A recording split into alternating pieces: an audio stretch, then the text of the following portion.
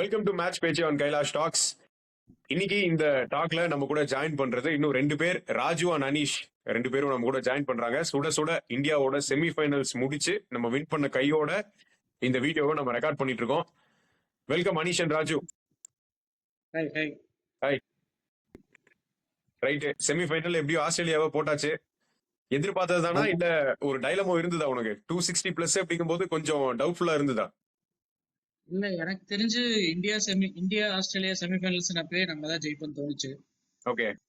அந்த world cup இதுக்குன்ட்டு இல்ல, but ஜெனரலாவே ஒரு இது இருந்தது. எப்படி இருந்தாலும் இது நம்ம கேம், அது ஏதோ ஒரு கேம் மிஸ் ஆச்சு, பட் இது நம்ம ஜெயிப்பன்ற கான்ஃபிடென்ட் நல்லாவே இருந்தது. ஓகே. மோரோவர் நம்ம ஆளுங்க ஆடின 3 மேட்சும் துபாயில பார்த்துட்டு பிச்சை குறுக்க நெருக்கமா அளந்து நல்லா அனலைஸ் பண்ணி வச்சிட்டாங்கன்னு நினைக்கிறியா? நல்ல டீம் ஆக்சுவலா எனக்கு தெரிஞ்சு நல்லா இருக்கு. பேட்டிங் டெப்த் நிறைய இருக்கு. ஓகே. அதனால பெருசா குறை சொல்றதுக்கு எதுவும் இல்ல. ஆனா கண்டிப்பா ஜெயிப்பாங்க. அவங்களே நிறைய பிக் கன்ஸ் யாரும் இல்ல. அவங்களே கன்ஃபார்மா இந்த சாரி நமக்கு தான் அப்படின்றது. ரைட். பவுலிங் அவங்களுக்கு ரொம்ப வீக் இல்லையா? பேட்டிங் கூட ஓரளவுக்கு ஆடிடுறாங்க. பவுலிங் கம்பேரிட்டிவ்லி வந்து அவங்களுக்கு டிபிக்கல் ஆஸ்திரேலியன் அட்டாக் இல்ல. கமின்ஸ் ஸ்டார்க்லாம் இல்லாதனால ஆடம்ஸ் அப்பா தவிர போட்டவங்க யாரு பேருமே தெரியல. யாரும் ஏதோ புதுசா வந்து போடுறீங்கன்ற மாதிரி. பிக் பாஸ் அப்படியே கொத்தா தூக்கிட்டு வந்துட்டாங்கன்ற மாதிரி ஆயிடுச்சு. ஆமா, கிட்டத்தட்ட திடீர்னு பிக் பாஸ்ல ஏதோ புதுசா ஒரு மேட்ச பார்த்த மாதிரி தான் இந்த ஆஸ்திரேலியன் ஜெர்சி போட்டாங்க. ஒண்ணுமே பெருசா தெரியல. அதனாலயே என்னவோ ஒரு சூடும் பிடிக்கல. கண்டிப்பா நம்ம தான் ஜெயிச்சிடும் இதே முன்னாடியே போயிருச்சு. ரைட்டு. ராஜு, நம்ம வந்து இந்த சாம்பியன்ஸ் டிராஃபி லீக் மேட்ச்ல ஆரம்பிக்கிறதுக்கு முன்னாடி பேசணும். அதுக்கப்புறம் ஒரு மேட்சுக்கும் பேசலாம்னு யோசிச்சா அப்புறம் ஆடுறாங்க என்ன செவ்வாய் எடுத்துட்டு ஆடுறீங்க அப்படின்ற மாதிரி இருந்தது. சரி, ஓகே, லீக் மேட்ச் எல்லாம் முடிஞ்சதுக்கு அப்புறம் கம்பைல் பண்ணி பேசிக்கலாங்கிற மாதிரி விட்டோம். நம்ம செமியும் கவர் பண்ணிடலாம் இந்த வீடியோல. இப்போ அப்பயே நீ சொன்ன டிராவிஸ் ஹெட் மட்டும் தான் அவங்க நினைச்சா மட்டும் தான் கொஞ்சம் கருக்குன்னு இருக்குன்னு. இன்னைக்கு ஆரம்பிக்கும் போதும் கொஞ்சம் அப்படிதான் இருந்தது இல்லையா? ஃபர்ஸ்ட் ஒரு 3 ஓவர் 4 ஓவர் தடவினாலும் அதுக்கப்புறம் ஒரு ரிதம் பிடிச்சி அடிக்க ஆரம்பிச்சிட்டான். பார்க்கும்போது ரைட்டரா மறுபடியும் சிக்கிட்டான் அப்படின்ற மாதிரி தான் இருந்தது. ஆனா அதுக்கப்புறம் நல்ல வேலை வருண் சக்கரவர்த்தி வந்து தூக்கலாம் டிராவிஸ் ஹெட் விக்கெட்டை. உனக்கு எப்படி இருந்தது? 260 டார்கெட்டா இருக்கட்டும் இல்ல ஃபர்ஸ்ட் ஆஸ்திரேலியா டாஸ் லூஸ் பண்ணதுல இருந்தே எடுத்துக்கலாமே. 14 டாஸை தொடர்ச்சியா உங்களால் லூஸ் பண்ணிருக்கான். சாதனை எப்ப அதெல்லாம் 14 டாஸ் யாரும் ஒருத்தனால தோக்க முடியுமா? கிஷோர் தான் குரூப்ல போட்டுருந்தாருல. அதாவது ப்ராபபிலிட்டி போட்டு ஏதோ போட்டிருந்தான்ல 0.00013 என்னமோ போட்டிருந்தான். 0.06 என்னவோ போட்டிருந்தான். ஆமா ஆமா, அது சாதனை தான். தெரியல, இன்னைக்காவது டாஸ் ஜெயிப்பானுங்கன்னு பார்த்தேன். விட்டானுங்க. இல்ல எனக்கு இல்ல, ஏன்னா என்ன, நான் இந்த இதுல சும்மா இந்த கிரிக்கெட் வீடியோஸ் எல்லாம் பாத்துட்டு இருந்த போது அனலிஸ்ட் டாக்லாம் என்னெல்லாம் பேசுறாங்க அப்படின்னு சும்மா ஒரு மீல் பார்வை மாதிரி ஒரு பாத்துட்டு இருக்கும்போது என்ன சொல்லியிருந்தாங்க அப்படின்னா, மேபி ஆஸ்திரேலியா வந்து ஃபர்ஸ்ட் பேட்டிங் பிடிச்சு ஒரு 280+ அடிச்சிட்டானுங்கன்னா அதுக்கப்புறம் நமக்கு கஷ்டம் அப்படிங்கிற மாதிரி இருந்தது. சோ அதுக்கு ஏற்ற மாதிரி டாஸ் ஜெயிச்சு பேட்டிங் எடுத்தாங்க. ஹெட் ஒரு காட்ட ஆரம்பிச்சான். முடிஞ்சதுடா சோழி அப்படின்னு தான் நானும் நினைச்சேன். ஏன்னா பவுலிங் தான் வீக் அவங்களது. பேட்டிங் வந்து கிட்டத்தட்ட மோரர்லஸ் அதே பேட்டிங் லைனப் தான். அதுவும் இன்னிங்ஸ்ல ஒரு 100, கேரி வேற நல்ல ஃபார்ம்ல இருக்காப்ல அப்படிங்கும்போது கண்டிப்பா ஓஹோ ரைட்டு ஏதாவது வருண் வந்து ஏதாவது பண்ணாதான் உண்டு, இல்லாட்டி கொண்டு போயிருவானு அப்படின்னு தான் நினைச்சேன். நல்ல வேலை ஹெட்டே வந்து வருண் பால் அதே மாதிரி வந்தோடனே விழுந்துட்டாப்ல. அதுக்கப்புறமே வந்து கொஞ்சம் ஓகே, ஹெட் போனோடனே கொஞ்சம் பாதி நிம்மதி வந்துருச்சு. அதுக்கப்புறம் ஸ்மித் ஆடிட்டு இருந்தப்போ கொஞ்சம் கருக்குன்னு தான் இருந்தது. பைபிள்ல எங்கேயாவது 50 ஓவர் ஆடி ஒரு 150 அடிச்சிருவாங்க அப்படின்னு. ஏன்னா நீ ஸ்மித் சொல்லும் போது அந்த ஸ்பின்னை வச்சு சமாளிக்கலாம்னு பார்த்தா ஸ்பின்ன விளையாண்டு அவனுக்கு லபுஷேனும் ஸ்மித்தும் பார்ட்னர்ஷிப் போடுறத பார்த்தா 2 பேர் உருட்டிடுவானுங்க போல. 45 ஓவர் வரைக்கும் நின்றுவானுங்க அப்படின்ற மாதிரி தான் இருந்தது. ஆனா அப்புறம் நல்ல வேலை ஜட்டு வந்து லபுஷேனை தூக்கி விட்டது, ஒரு பார்ட்னர்ஷிப்பை பிரேக் பண்ணி விட்டது. கண்டிப்பா கண்டிப்பா, அது செம. ஆக்சுவலா ஜட்டுக்கு போன மேட்சே சர்புருன்னு வந்துட்டு இருந்தது. இன்னைக்கு நல்ல வேலையா 2 விக்கெட் விழுந்தது. ஏன்னா பாக்குறப்ப அப்படிதான் இருந்தது. இவனுங்க இப்ப அவங்க அதாவது நார்மலா டிஃபென்ஸ் ஆடுற மாதிரி ஆடினாலுமே ஒரு கட்டத்துக்கு மேல ஒரு ஓவருக்கு வந்து 7 ரன் 8 ரன் இந்த மாதிரி போக ஆரம்பிச்சிருச்சு. ஸ்மித் அபிஷேக் இப்படியே கொண்டு போனா 300+ கொண்டு போயிருவானு போலயே அப்படிங்கிற மாதிரி தான் இருந்தது. அதுக்கப்புறம் அப்படியே ஒரு ரெகுலர் இன்டர்வல்ஸ்ல விழுந்ததுனால தப்பிச்சிட்டோம். அதுவும் அதே மாதிரி கீப்பு சொன்ன மாதிரி அவனுக்கு பவுலிங் அட்டாக்கு கொஞ்சம் இன்எக்ஸ்பீரியன்ஸ்ட் அப்படிங்கறதுனால தேத்தி கொண்டு வந்தாச்சு. அப்படி பார்த்தாலும் உனக்கு கடைசி ஓவர் வரைக்கும் கொண்டு போயிட்டானுங்க அவனுக்கு. இன்எக்ஸ்பீரியன்ஸ் பவுலிங் அட்டாக்கா இருந்தாலும் நம்ம ஒரு 45 ஓவர் 44 ஓவர்ல முடிக்கிற கேம் தான் இது சொல்ல போனா. பட் அது கடைசி வரைக்கும் கொஞ்சம் போயிடுச்சு. ஒன்னும் பிரச்சனை இல்லை, கம்ஃபர்டபுளா ஜெயிச்சா போதும். நம்ம முன்கூட்டி அடிச்சு ரன் ரேட் எல்லாம் மெயின்டைன் பண்ணுங்கிற மாதிரியான ஒரு அவசியமும் கிடையாது. உருட்டி ஜெயிச்சா போதும். அந்த மாதிரியான ஒரு மேட்ச் தான் அது. கணக்கச்சிதமா அந்த ஜோலி வந்து பாத்து விட்டாச்சு.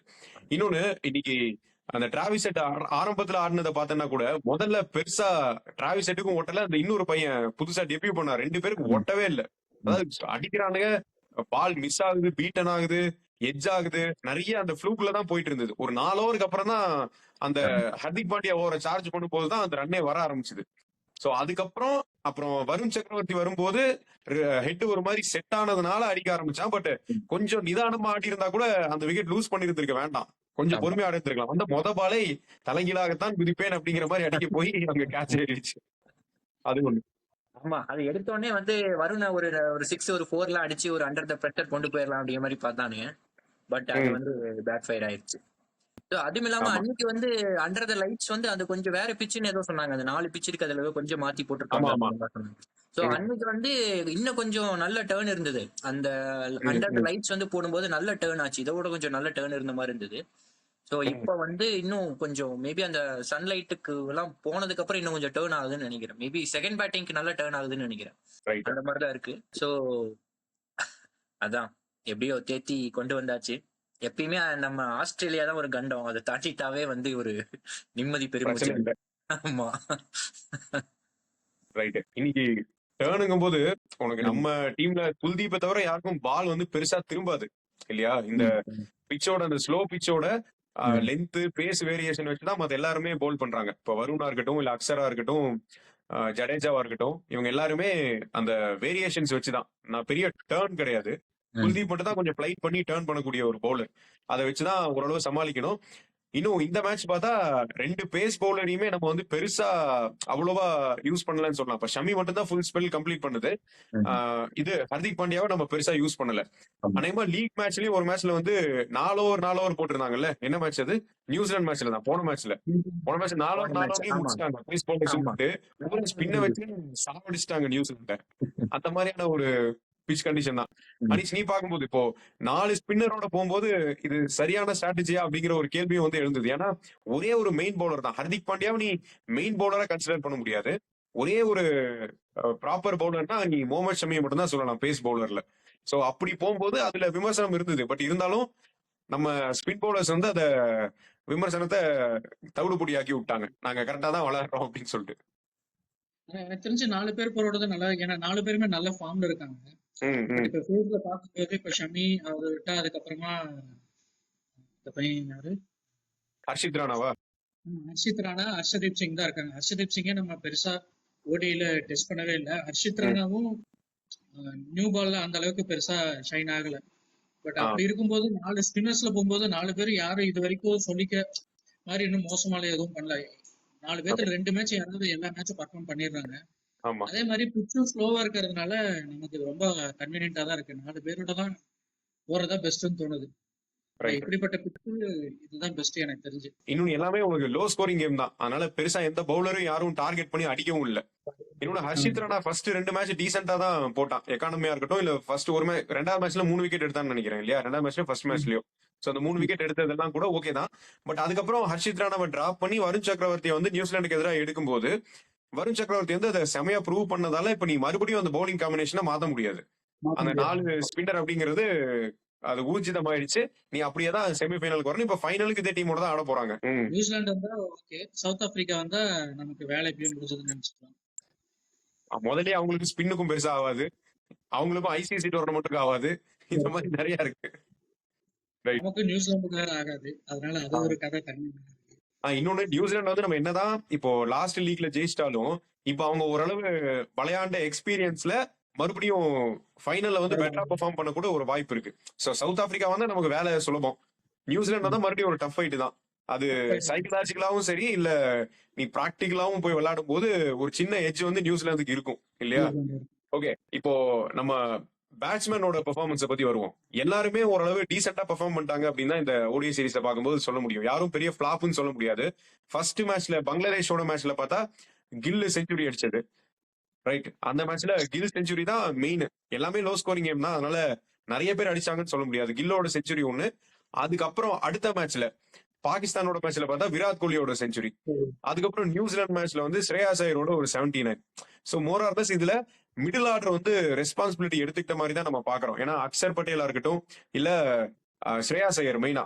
ஸோ அந்த 50+ வந்து அப்பப்ப அடிச்சுட்டே இருக்கிறதால உனக்கு மிடில் ஆர்டர்ல கேமை வந்து இன்னிங்ஸ நல்ல பேஸ்ல எடுத்துட்டு போறதுக்கான ஒரு சூழல் வந்து அமைஞ்சிருது. அதை அவங்க கரெக்டா ரைசிங் டு அகேஷன் மாதிரி பண்ணிடுறாங்க. ஹார்ட் ஹிட்டிங் போகாட்டா கூட பார்ட்னர்ஷிப் வந்து நல்லா பில்ட் ஆகுது மிடில் ஆர்டர்ல. சோ நமக்கு டெய்லண்டர் வரைக்கும் கேம் பெருசா போறதே இல்ல.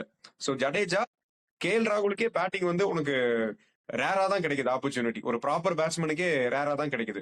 அந்த மாதிரி தான் இருக்கு. சோ பேட்டிங் பெர்ஃபார்மன்ஸை பொறுத்த வரைக்கும் நீங்க 2 பேரும் எப்படி பாக்குறீங்க இந்த டோர்னமெண்ட்ல இந்தியாவோடது? பேட்டிங் எனக்கு தெரிஞ்ச இந்த தடவை உண்மையாவே சர்ப்ரைசிங்கா ரொம்ப நல்லா தான் இருக்கு. நான் உண்மையாவே மிடில் ஆர்டர் இந்த அளவுக்கு நல்லா விளையாடுவாங்கன்னு எதிர்பார்க்கல. ஓகே. யூஸ்வலா கோலி அது வரைக்கும் ஆடுவாங்க. மிடில் ஆர்டர்ல யாராவது வந்து எங்கேயாவது சொதப்பிட்டு கடைசி வரைக்கும் எடுத்துட்டு போய் இது பண்ணாங்க பார்த்தா. பட் திடீர்னு ஸ்ரேயஸ் ஐயர் எல்லா மேட்சும் சூப்பரா இருந்தா. அக்ஷர் திடீர்னு வந்து லெஃப்ட் அண்ட் ரைட் காம்பினேஷனுக்குள்ள வந்து அவனும் இன்னிங்ஸ் நல்லா பில்ட் பண்ணி நிறைய மேட்ச் நல்லா டர்ன் பண்ணி கொடுத்துட்டு போனான் அப்படி அக்ஷரும்.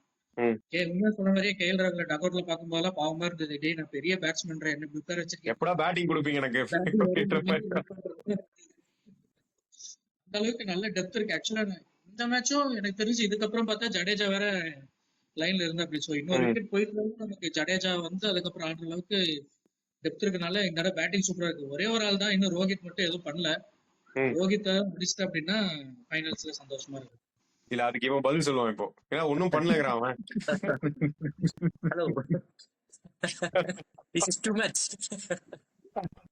ஒரு பங்களாதேஷோட ஒரு குவிக் 40 வந்துச்சே இல்லையா? அது ஆமா ஆமா, ஒரு குயிக் பாட்டி வந்தது.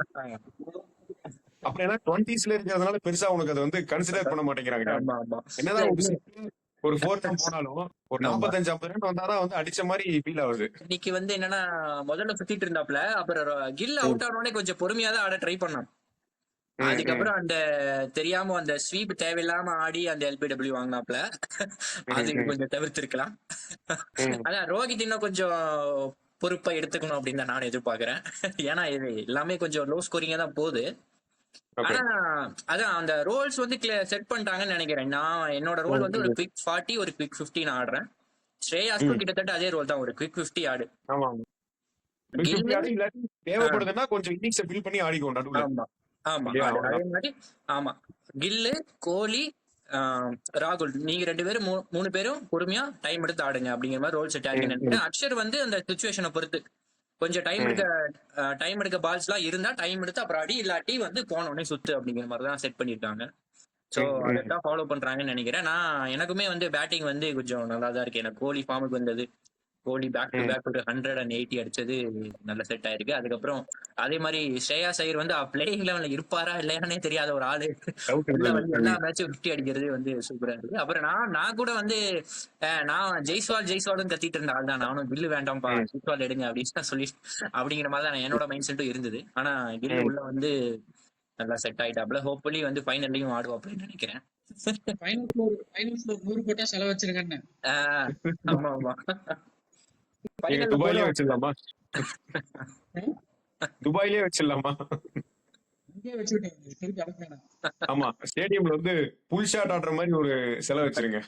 ஓகேவா? செலவுச்சாலும் சரி, அவரே சரியா டிக்க வச்சாலும் சரி, அங்கேயே வச்சுட்டான்னு ரொம்ப சந்தோஷம். இந்த இடத்துல வந்து அவன் வன்மத்தை கக்கிட்டு இருக்கான். தம்பி, நீ ஒரு எம்ஐ ஃபேன், ஒரு எம்ஐ கேப்டனை பத்தி பேசக்கூடாது. Sorry, X Mi captain. இப்போ இன்னைக்கு மேட்ச்ல நீ கடைசியில இந்த ஹர்திக் பாண்டியா ஒரு மொரட்டடி அடிச்சான்ல வந்து, அந்த 6 அடிக்கிறது. ஹர்திக் பாண்டியா வந்து ஸ்பின்னு மாட்டுச்சுன்னா விட்டு வெளுத்து விட்டுருவான்றது தெரியும். பட் அது பெரிய அளவுக்கு மாட்டல. இன்னைக்கு ஆஸ்திரேலியாவும் பாத்தீங்கன்னா சர்ப்ரைசிங்லி அவங்க அந்த ஃபர்ஸ்ட் 2 பேஸ் பவுலர்லயும் லெஸ்ஸா தான் யூஸ் பண்ணாங்க. அவங்க ஆல்மோஸ்ட் டிராவிஸ் ஹெட் ஒரு ஓவர் போட்டாங்க இல்லையா, 5 ஸ்பின்னர் அவங்க ஆப்ரேட் பண்ணாங்க. ஒரு ஓவர் தான் டிராவிஸ் ஹெட் போட்டாலுமே. ஸோ அதை வச்சு ஏதாவது பண்ணலாம். அதே நம்ம ஃபாலோ பண்ண ஸ்ட்ராட்டஜி அவங்களும் பண்ணலாம்னு பார்க்கும்போது இவனுக்கு முதல்ல மாட்டல, பட் கடைசியில வச்சு வெளியே தூக்கி வீசிட்டான் 3 6. அது ஒரு ப்ரெஷரை ரிலீவ் பண்ணி விட்டுச்சு.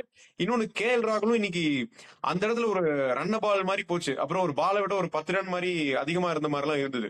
அந்த இடத்துல கேஎல் ராகுல் வந்து அடிச்சு கொஞ்சம் ப்ரெஷரை ரிலீஸ் பண்ணி விட்டது.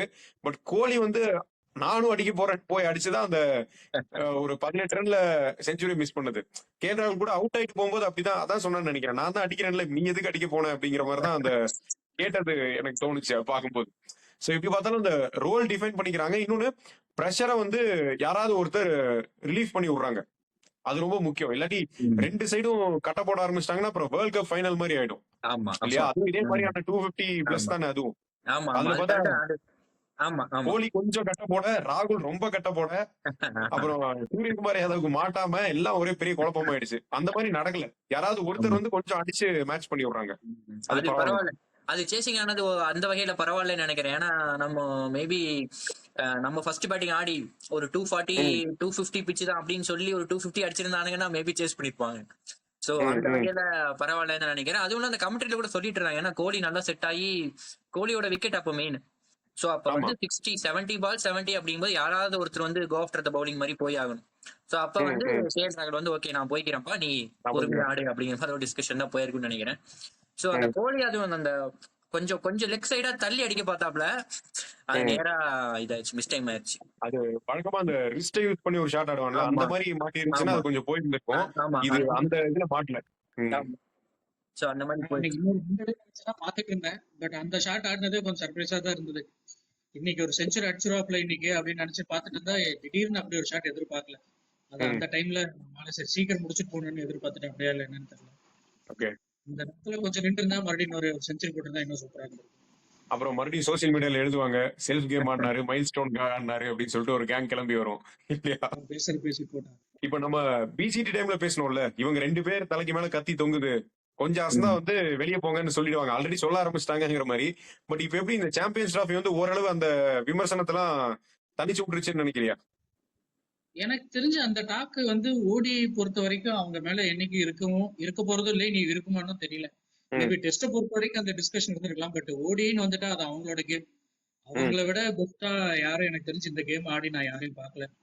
ரோஹித் எல்லாம் 50 பால் புடிச்சிட்டான்னா அதுக்கப்புறம் அவ்வளவுதான், செஞ்சுரி 150 இல்லாம தலைவரை கிரவுண்ட் விட்டு வர முடியாது. டயர்டானா மட்டும்தான் சரி கொஞ்சம் டயர்டா இருக்குன்ட்டு பண்ண முடியாது.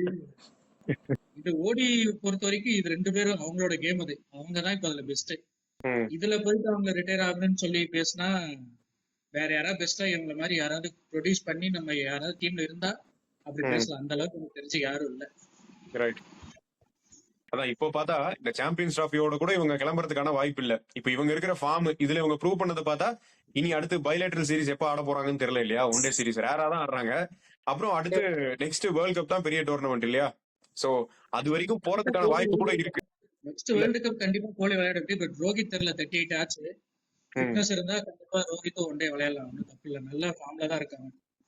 அதனால தெரிஞ்சு இப்போ ரோஹித்துக்கு அப்புறமா யாரு பெருசா ஓப்பனிங் ஜெய்ஸ்வால் பட் இந்த அளவுக்கு யாரும் எடுத்து போவாங்களா பார்த்தா ஒரு மேட்ச் ஸ்டார்ட் பண்ணனே ஒரு ப்ரெஷர் கிரியேட் பண்ற மாதிரி எனக்கு தெரிஞ்சு யாரும் இல்லை பேட்ஸ்மேன்ஸ்.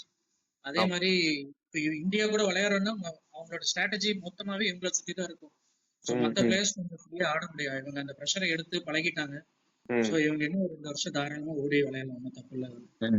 ஜஸ்ட் அது டிஸ்கஷன் அது. பட் ஓடியில அதை பத்தி பேசுறதுக்கு எனக்கு தெரிஞ்சு ஒண்ணுமே இல்லை அவங்களை பத்தி பேசுறது.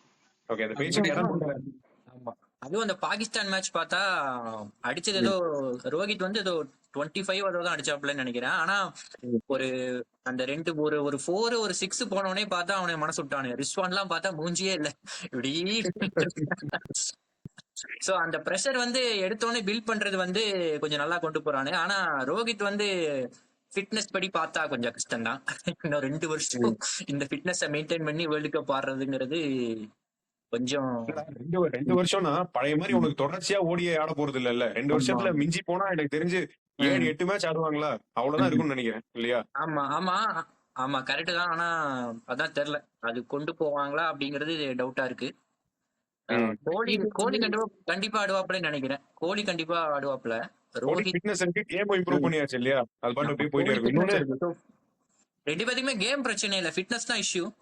சோ அதான் தெரியல. மேபி ரோஹித் ரிட்டையர் ஆகவும் வாய்ப்பு இருக்கு. சாம்பியன்ஸ் ட்ரோஃபி ஜெயிச்சு கொடுத்துட்டு போகலாம் அப்படிங்கிற மாதிரி ஒரு ஐடியாக்கள் இருக்கலாம்னு நினைக்கிறேன். அநேகமா ஜட்டு அண்ட் ரோஹித்துக்கு மேபி லாஸ்ட் சீரீஸா இருக்கலாம் அப்படின்னு நான் நினைக்கிறேன். கோலி வந்து ஒரு 14,000 ரன் போயிட்டு இருக்கு கோலிக்கு. ஆமா. வாழ்க்கை இன்னொரு டபுள் செஞ்சுரி வரைக்கும் எதிர்பார்த்துட்டு இருக்கேன். யாரு? ரோஹித். ரோஹித்தா? அதுக்கு வாய்ப்பு இல்ல. இல்ல நீ வேணா பாரு, துபாய் பிச்சில ஒரு ஆள் வந்து 350 ரன்னுக்கு மேல கொண்டு போனாங்கிற மாதிரியான ஒரு வரலாறு படைச்சிட்டு அதோட விடை பெறுகிறேன் அப்படிங்கிற மாதிரி அறிவிக்கிறதுக்கான ஒரு வாய்ப்பு இருக்கான்னு பார்ப்போம் ஃபைனல்ஸ்ல. ஏன்னா வேற யாரும் வந்து இப்போ ஓப்பனிங்ல அடிக்க முடியாது அந்த மாதிரி. ஆமா. இனி T20 ரிட்டையர் ஆயிட்டாங்க. ஓடிஐ மட்டும் தான் எனக்கு தெரிஞ்சு விளையாடலாம். இன்னொரு 250 ஒரு கேம் ஒரு அடிச்சுட்டு வேணா ரிட்டையர் ஆகட்டும். இல்ல ஓப்பனிங்க முன்ன பின்ன மேனேஜ் பண்ணா கூட கேப்டன்சி அடுத்து யார் எடுக்க போறா அப்படிங்கிறது தான் ஒரு பெரிய விஷயம். இப்போ ஒயிட் பால் கேப்டன்சி யார் எடுத்துட்டு போவா? அப்படி டெஸ்ட் கூட பும்ராங்கிற பேச்சு அடிபடுது. பட் ஒயிட் பால்ல எப்படி கேப்டன்சி எப்படி கொண்டு போவாங்க இதுக்கப்புறம் ஒயிட் அப்படிங்கிறது. பால்னா யாரு? கில்லுக்கு தான் கொடுப்பாங்க. இப்போ கில்லு தானே வைஸ் கேப்டன். இப்போ ஆமா, கில் தான் வைஸ் கேப்டனா போயிட்டு கில்லுக்கு இருக்காங்க. தான் கொடுப்பாங்க. அதான். ஸ்ரேயாஸ் ஐயர் கூட பிடிக்கும். இல்ல, இப்பதான் பிளேயிங் 11லயே இடம் கன்ஃபார்ம் ஆயிருக்கு. வந்த உடனே கேப்டன்சி கொடுத்துருவாங்களா? கேப்டன் அதுக்கப்புறம் எப்பவுமே ட்ரெயின்ல இருந்தாங்க. அது கரெக்ட் தான். பட் அந்த அளவுக்கு ஸ்ட்ராங்கான லாபி இருக்குமான்னு தெரியலையே. அதுவும் தேவைப்படும்ல உனக்கு. கில்லு பெருசா தெரியல. பட் எனக்கு கில்லுக்கு பார்க்கும்போது நான் ஸ்ரேயாஸ் தான் சொல்லுவேன். மேபி கேகேஆர்ல இப்போ வரைக்கும் எல்லா எக்ஸ்பீரியன்ஸ் எனக்கு தெரிஞ்சு கில்லோட நிறைய எக்ஸ்பீரியன்ஸ் இருக்கு கேப்டனிங்ல. கேகேஆர்ல நல்லா மூவ் பண்ணி எனக்கு தெரிஞ்சு நல்லாவே பண்ண அப்படி தெரிஞ்சு கண்டிப்பா ஸ்ரேயாஸ்க்கு கொடுத்தா நல்லா இருக்கும். நல்ல கேம். ஆனா உண்மையாவே நிறைய கேம் நல்லா இம்ப்ரூவ் பண்ணிட்டு வந்திருக்கு. அப்படி எங்கெங்கெல்லாம் வீக்னஸ் இருந்ததோ எல்லாமே இம்ப்ரூவ் பண்ணி நல்லாவே. இன்னொன்னு உனக்கு மிடில் ஆர்டர்ல ஸ்பின்ன நல்லா விளையாடக்கூடிய ஒரு பிளேயர்னா ஸ்ரேயாஸ் ஐயர் தான் இப்போதைக்கு கரண்ட் டீம்ல. அப்கோர்ஸ் கேஎல் ராகுல் எல்லாம் நல்லா தான் ஆடுவான். பட் இருந்தாலும் உனக்கு மிடில் ஆர்டர்ல சாலிடா நின்று அந்த ஸ்பின்னை வந்து கொஞ்சம் நேரம் அப்படியே கான்பிடென்டா விளையாடுறது அது ரொம்ப முக்கியம் இப்போ. ஏன்னா நம்ம ஸ்பின்னுக்கு அவுட் ஆனோம்னா அதுக்கப்புறம் ஒன்றும் பண்ண முடியாது இல்லையா? இன்னொன்னு இவங்க ஸ்பின்னுக்கு அவுட் ஆகிற அளவுக்கு இப்போ உலகமாக ஸ்பின்னரே ஆக்சுவலா எந்த டீம்லயும் கிடையாது. இப்ப போய் ஸ்பின்னுக்கு தடுமாறினா என்ன சொல்றதுன்ற மாதிரி தான் இருக்கு. அப்படின்னா நீ அந்த டைம்ல எடுத்துக்கோ, நீ ஷேன்வானு முரளிதரன் எல்லாம் எடுத்து பாத்தீங்கன்னா அப்ப அந்த பவுலிங் எல்லாம் என்ன இருந்திருக்கும்? பெருசா யாரும் ஸ்பின்னர்னு சொல்லிக்கிற மாதிரி யாரும் எல்லாமே இந்த மாடர்ன் கேம்னு சொல்லிட்டு ஏதோ ஸ்பின்னர் தான் ஜாஸ்தி இருக்காங்க. லெஃப்ட் ஆர்ம் தான் ஜாஸ்தி இருக்காங்க. அதனால ஸ்ரேயாஸ் நல்லா விளையாடுறி, கேஎல் நல்லா விளையாடுறி. நம்ம பேர் போனது நம்ம ஸ்பின்னுக்கு எகென்ஸ்டா நல்லா விளையாடுறவங்க தான் நம்ம ஃபேமஸ். அதனால இப்போ இவங்களை விட்டா வேற யாரும் நல்ல பிளேயர்ஸ் இல்ல. ரைட். இப்போ ஹர்திக் பாண்டியாவோட பெர்ஃபார்மன்ஸ் எடுத்துக்கோங்க இந்த சீரீஸ்ல. பவுலிங்கும் வந்து இப்போ கடந்த 2 மேட்ச்ல வந்து ஓப்பனிங் ஸ்பெல் போட விட்டாங்க. ஃபர்ஸ்ட் மேட்ச்லயும் அந்த பவர் பிளேலயும் போட்டாச்சு. பேட்டிங்லயும் வந்து கடைசியில ஓரளவு அந்த ஒரு 30+ 40 ரன்ஸ் எல்லாம் வந்து கான்ட்ரிபியூட் பண்ண ஆரம்பிச்சாச்சு. ஸோ பினிஷிங் அப்படிங்கிறது ரொம்ப நெக் டு நெக்கா பினிஷ் பண்ணாட்டா கூட அந்த ரோல் வந்து கரெக்டா டிஃபைன் ஆயிருக்கு. இப்போ பாண்டியாவும் வந்து நல்லா செட் ஆன மாதிரி தானே இருக்கு டவுன் தி ஆர்டர்ல. லாஸ்டா ஒரு ஆல்ரவுண்டர்னா இப்போ அதுக்கு ரீப்ளேஸ்மெண்டா நீ இப்போ நம்ம பிஜி டைம்ல கூட பேசணும், நிதிஷ் ரெட்டி மாதிரியான ஒரு பிளேயரை வந்து இதுக்குள்ள செலக்ட் பண்ணியிருந்தா பெட்டரா இருந்திருக்குமா அப்படின்ற மாதிரிலாம் கூட ஒரு டாக் போயிட்டு இருந்தது இல்ல. பட் இருந்தாலும் பாண்டியாவோட பொசிஷன் வந்து சீல் பண்ணிட்ட மாதிரி தான் தெரியுது ஓடிஐ டீமை பொறுத்த வரைக்கும். முதல்ல ஃபிட்னஸ் இல்ல அந்த இன்ஜுரி கன்சர்ன்ஸ் எல்லாம் இருந்தப்பதான் வந்து 10 ஓவர் கொடுக்க முடியுமா, ஒரு 10 ஓவர் இல்லாட்டி ஒரு 7-8 ஓவர் கொடுக்க முடியுமா அப்படிங்கிறப்பதான் அந்த பிளேஸ் டவுட்ல இருந்தது. ஒரு பியூர் பேட்ஸ்மேனா ஆடும்போதுதான் ஒரு பிளேஸ் கொஞ்சம் டவுட்ல இருந்தது. But allrounder fit full fit அப்படின்னா கண்டிப்பா வேற பாண்டியா தான் ஃபர்ஸ்ட் சாய்ஸ். பிளஸ் வந்து கீழே ஜட்டு இருக்கிறதுனால வந்து கேமை வந்து கடைசி வரைக்கும் லாஸ்ட் பால் வரைக்கும் பினிஷ் பண்ணி ஆடணும் அப்படிங்கிற கட்டாயம் இல்ல. கொஞ்சம் ஃப்ரீயா இன்னைக்கு ஆன மாதிரி கொஞ்சம் ஃப்ரீயா ஆட முடியும். ஸோ அதனால ஜட்டு இருக்கிறது அது ஒரு பிளஸ். அதனால அந்த ரோலுக்கு கரெக்டா செட் ஆயிட்டாப்ல. ஆனா கண்டிப்பா சீல்டு தான். ரைட். இப்போ டாப் ஆர்டர் பேட்ஸ்மேன்ல யாராவது ஒருத்தர் 2 பேர் ஒரு 2-3 ஓவர் பவுலிங் போடுற மாதிரி இருந்தது அப்படின்னா இது வந்து ஒரு கொடூரமான காம்பினேஷன் இருக்கக்கூடிய ஒரு ஓடிஐ சைடு ஆயிடும். அதாவது எதுக்குமே பிரச்சனை இல்ல, இவன் போனாட்டி அவன் ரோலை பாத்துப்பான், காம்ப்ளிமெண்ட் பண்ணிப்பாங்கிற மாதிரி ஒரு நல்ல டீமா செட் ஆயிரும். பட் அது ஒரு பேராசைன்னு வச்சுக்கோ, அது நீ எதிர்பார்க்க முடியாது. நீ டெண்டுல்கர் மாதிரியோ இல்ல கங்குலி மாதிரியோ யாரும் நடுவுல வந்து ஓரெல்லாம் போட மாட்டாங்க. டாப் ஆர்டர்ல இருக்கிற 4 பேரை வந்து பால தொடவே மாட்டான், ஃபீல்டிங்ல மட்டும் தான் பால தொடுவேன்ற மாதிரி இருக்காங்க. அவங்க அப்படியே போட்டோம் எல்லாம் ஒழுங்கா போற வரைக்கும் பிரச்சனை இருக்காது. பட் இதுல கம்பீர் வந்து நம்ம இந்த சீரீஸ் ஆரம்பிக்கிறதுக்கு முன்னாடி பேசணும்ல ராஜு, ஓடிஐ ஒயிட் பால்ல வந்து ஓரளவு செட் ஆயாச்சு கோச்சா. நம்ம டெஸ்ட்ல ரொம்ப நிறைய கன்ஃபியூஷன்ஸ் இருந்தது. இப்போ இதுல அதெல்லாம் கிடையாது, ஒரு கிளியர் பிளானோட போற மாதிரி இருந்தது. சோ அது மறுபடியும் கன்ஃபார்ம் ஆயிருக்குன்னு எடுத்துக்கலாமா இந்த சீரீஸை பொறுத்த வரைக்கும்? இதுல யாரு ஒரு நிம்மதியா படுற ஆளா கம்பீரா தான் இருக்கும்னு நினைக்கிறேன். கப்பா மட்டும் வாங்கி கொடுத்துருக்கா, பேரை காப்பாத்துக்கிறேன். ஆல்மோஸ்ட் அட்லீஸ்ட் ஒரு ஃபைனலிஸ்ட் ஆயிட்டோம் அப்படிங்கிற ஒரு பேராது வந்திருக்கும். அதனால வந்து ரிலாக்ஸ் ஆயிருப்பாப்லன்னு நினைக்கிறேன்.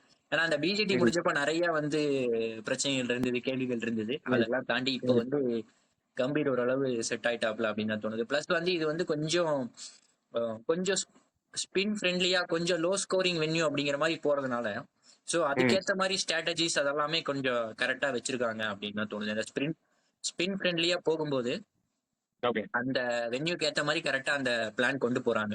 சோ இது மேபி நான் ஏன்னா இந்த ஸ்குவாட் எடுத்துட்டு போகும்போது நிறைய வந்து கேள்வி வச்சாங்க. டேய் எதுக்குடா இவ்வளவு ஸ்பின்னரு, ஒரு பேக்கப் சீமர் கூட இருக்கலாமே அப்படிங்கிற மாதிரி இருந்தது. நம்ம கூட அப்படிதான் யோசிச்சோம் இல்லையா? ஏன்னா வெஸ்ட் இண்டீஸ் ஓகே அது ஓகே 2020 இங்க வந்து ஏன்டா இவ்வளவு அப்படிங்கிற மாதிரி ஓட்டிட்டு இருந்தோம். இப்ப பார்த்தா 4 ஸ்பின்னர் உள்ள ஆடுறாங்க. சோ அது வரைக்கும் ஓகே கரெக்டா தான் பண்ணிருக்காங்க. இந்த சீரீஸ்ல வந்து நம்ம எதுவும் குறை சொல்ல முடியாது. ஏன்னா எல்லாமே நல்லா போயிட்டு இருக்கு. So, இன்னும் கொஞ்சம் ஒரு இன்னும் ஓடிஎஸ் நிறைய ஆட ஆரம்பிச்சா தெரியும்னு நினைக்கிறேன். எப்படி ஓகே வேர்ல்டு கப் வரைக்கும் போவாப்லையா, கம்பீர் கொண்டு போவாங்களா என்ன அப்படிங்கிறது தெரியும். பிளஸ் அதான் அது எல்லாமே அந்த கேப்டன் மேபி ரோஹித்தோட டிசிஷனும் இருக்குன்னு நினைக்கிறேன். ரோஹித் வந்து ரிட்டையர் ஆயிட்டாப்ல அப்படின்னா மேபி ஒரு நியூ லுக்கான ஒரு டீம் கொண்டு வருவாங்களா, கோச்சும் சேர்த்து மாத்துவாங்களான்னு எதுவும் தெரியல. ஆனா இப்ப ஆல்மோஸ்ட் வந்து சாம்பியன்ஸ் ட்ரோஃபி நல்லா போயிட்டு இருக்கிறதுனால இப்ப வந்து கோச் எனக்கு தெரிஞ்சு மாத்த மாட்டாங்க. ஒரு இன்னும் கொஞ்சம் எக்ஸ்டெண்டட் ரன். ஆமா ஆமா இன்னும் கொஞ்சம் எக்ஸ்டெண்டட் ரன் போகும். சோ இப்போ ஃபைனலுக்காக வெயிட் பண்ணுவோம். அந்த அன்னைக்கு என்ன அனௌன்ஸ்மெண்ட்ஸ் ஏதாவது வருதா பார்த்தா தெரியும். ஞாயிற்றுக்கிழமை நைட்டு தெரியும். சம்பவம் வருதா இல்ல நியூசிலாந்து திடீர்னு வந்து ஏதாவது சம்பவத்தை பண்றானுங்களான்னு தெரியல. இல்ல சவுத் ஆப்பிரிக்காவா தெரியல. அவங்க ஃபைனலுக்கு வரது கொஞ்சம் டவுட் தான். ஃபைனல் வந்தாலும் இந்த சோக் பண்ணாம ஆடுவாங்களா அப்படிங்கிறது கொஞ்சம் தெரியல. சோக் பண்ண அவங்களே சோக் ஆயிடுவானுங்க. பிரச்சனை இல்ல. ஆமா ஆனா அந்த கொஞ்சம் ரொம்ப டேலண்டட் டீம் அவங்கள நம்ம அப்படியே குறை சொல்ல முடியும். அவங்களால முடிஞ்சாலும் ஆடுறாங்க. பட் அந்த மைண்ட் செட் அந்த இது அப்படின்னு வரும்போது கொஞ்சம் ஒரு சின்ன லக் பேக்கெட் வந்து ஒர்க் அவுட் ஆக மாட்டேங்குது அந்த நேரத்துல. இன்னைக்கே நிறைய டிராப்ட் சான்சஸ் 2-3 கொஞ்சம் டஃப் டிராப்ட்ஸ் எல்லாம் இருந்தது. அதெல்லாம் முடிச்சிருந்தானுங்கன்னா மாறி இருக்கும். ஆமா ஆமா இது கூட நீ ஸ்மித் கூட பாத்தீங்கன்னா ஒரு பால் ஸ்டம்ப்ல போய் போட்டு பைல் சொல்லுல போல்ட் இன்சைட் அது நடந்திருந்தா கூட இன்னும் கொஞ்சம் ரன் கட் ஆயிருந்திருக்கும். லக்கு அவன் நேரம் அப்படின்னு ஹெட்டுக்கு ஃபர்ஸ்ட் பாலே கேட்ச். பட் ஷமியால இது ரிஃப்ளெக்ஸ் வந்து பிடிக்க முடியல இல்லையா, ரெஸ்பாண்ட் பண்ண முடியல அந்த கேட்ச். அது ஒண்ணு. 2 கேட்ச் ஷமிக்கு அதே மாதிரி போச்சு. ஸ்மித்தோடது ஒண்ணு ஸ்மித்தோடது ஒண்ணு 2 கேட்ச் அந்த மாதிரி. லெஃப்ட்ல ஒன்னு போச்சு ஸ்மித்துக்கு, ரைட்ல ஹெட்டுக்கு ஒன்னு போச்சு. எல்லாராலையும் அந்த கிளென் பிலிப்ஸ் மாதிரி ஒத்த கையில ஒட்டி இருக்க முடியாது. பட் ஒட்டி இருந்தா நல்லதுதான். ஏன்னா அந்த மாதிரி கேட்ச் எல்லாம் பிடிச்சா நீ பேட்ஸ்மேன் இப்ப கோலி வந்து அப்படி அவுட் ஆயிட்டு போனா நீ ஒண்ணுமே கோலி சொல்ல முடியாது. ஏன்னா அது ஒரு எக்ஸ்ட்ராடினரி கேட்ச். அதனால நீ ஃபீல்டருக்கு தான் கிரெடிட் கொடுக்கணுமே தவிர இவனுக்கு இந்த ஷாட் ஆட வரல, கேம் போயிடுச்சு அப்படின்னா நீ எந்த கம்ப்ளைண்ட்டுமே வைக்க முடியாது. அந்த ஷாட்டுமே நல்ல ஷாட் தான். அந்த பால் மாட்டாட்டி 4 தான் அது. அந்த பால் கோலி நியூசிலாந்து கூட அவுட் ஆனது இல்லையா. கிளென் பிலிப்ஸ் மேட்சுக்கு மேட்ச் ஒரு கேட்ச் பிடிக்கிற அப்படி எப்படி எல்லாம் முடியலப்பா. சாண்டி ரோட்ஸோட மோசமா இருக்கு ஃபீல்டிங். சாண்டி ரோட்ல தள்ளி நிக்கணும் போல. எப்பா அது பின்னாடி போய் இப்படி போகுது, சைட்ல போய் பின்னாடி போயிட்டு அந்த ஃபீல்டிங். இன்னைக்கு அந்த run out Alex Carey run out அது ஒரு நல்ல ஒரு 290 கஷ்டம் தான். ஃபீல்டிங் அந்த ஃபீல்டிங் வந்து நான் ஜட்டு கிட்ட இருந்து ஒரு ரன் அவுட் எதிர்பார்த்தேன். டயர் பண்ணி விட்டாப்ல. ஆரம்பத்துல ஒரு த்ரோ போச்சு ஹெட்டுக்கு. பட் அது வந்து ஆல்மோஸ்ட் ரீச் ஆயிட்டான். அது வந்து டச் அண்ட் கோ மாதிரி தான் இருந்தது, அடிக்கல அந்த பால். பட் இது நல்ல டைரக்ட் ஹிட் அங்க இருந்து. இன்னொன்னு இன்னைக்கு இந்த கீப்பிங் எடுத்துக்கிட்டேன்னா கூட கேஎல் ராகுல் வந்து அவ்வளவு சிறப்பான கீப்பிங் அப்படின்னு சொல்ல முடியாது. ஏன்னா போன மேட்ச்ல ஸ்பின்னர்ஸ் இதுல கேட்ச் விட்டதா இருக்கட்டும், இந்த மேட்ச்ல அது கலெக்ட் பண்றதுல டிஃபிகல்டிஸ் இருக்கு. பேஸ் பவுலர்னா கொஞ்சம் டிஸ்டன்ஸ்ல புடிச்சிட முடியுது. ஸ்பின்னரை பக்கத்துல இருந்து கலெக்ட் பண்ணும்போது அதுக்கு இன்னும் கான்சன்ட்ரேஷன் தேவைப்படுது. ஆனா ஒரு பேட்ஸ்மேன் வேணும், ஒரு பினிஷர் கொஞ்சம் பொறுமையா ஆடுற பிளேயராவும் இருக்கணுங்கிறதுக்காக தான் ராகுல் உள்ள வச்சிருக்காங்க. இல்லாட்டி நீ வெறும் கீப்பிங் ஆஸ்பெக்டுக்காகவும் இல்ல அடிச்சு விளையாடுற பிளேயரா இருந்தா போதும்னா பந்து தான் ஆப்வியஸ் சாய்ஸ் இல்லையா. பட் பந்தை வந்து நீ பின்னாடி டவுன் இதுல வந்து டெஸ்ட் மேட்ச்ல பந்தை நம்புற அளவுக்கு ஒன் டேல பந்தை நம்ப முடியறது இல்ல இல்லையா. அந்த அளவுக்கு ஒரு அன்சர்டனிட்டி இருக்கு. அதான் சனீஷ் நீ என்ன நினைக்கிற? ராகுல் வந்து ஓகே விக்கெட் கீப்பிங் வந்து கொஞ்சம் சுமாரா இருந்தாலும் இந்த காம்பினேஷனுக்கு இது கரெக்டா இருக்குன்னு நினைக்கிறியா, இல்ல பந்து உள்ள வந்தா பெட்டரா இருக்குமா? எனக்கு ஃபர்ஸ்ட் இந்த டீம்ல பண்ட் எங்க எங்க எங்க வந்து எந்த ஆர்டர்ல இறக்க முடியும்னு எனக்கு தோணல. ஏன்னா இந்த காம்பினேஷன் வந்து பக்காவா செட்டில் ஆச்சு. எப்படி கங்குலி டைம்ல டிராவிட் கீப்பிங் பண்ணி ஒரு பேட்டிங் பக்காவா இருந்தது, அதே மாதிரி இது ஒரு நல்லாவே செட்டில் ஆயிடுச்சு. அந்த ஒரு டெப்த் இருக்கு. இதுல பண்ட்டை கொண்டு வந்துட்டு நம்ம எங்க இறக்க முடியும்ட்டு எனக்கு பெருசா தோணல. கேஎல் பிளேஸ்ல வந்து பண்ட் வந்தா, பட் ஒரு சில இன்னிங்ஸ் வந்து இப்போ கேஎல் ஆடின மாதிரி கொஞ்சம் மெச்சூரிட்டியாவும் பொறுமையாவும் ஆடணும். இன்னைக்கு கேஎல் ஆடின மாதிரி ஒரு இன்னிங்ஸ் நம்ம பண்ட் கிட்ட எதிர்பார்க்க முடியுமான்னா எனக்கு தெரிஞ்சு டவுட் தான். அந்த அளவுக்கு பொறுமையா அடிக்கிற மாதிரி அப்படி எனக்கு தெரிஞ்சு இல்ல.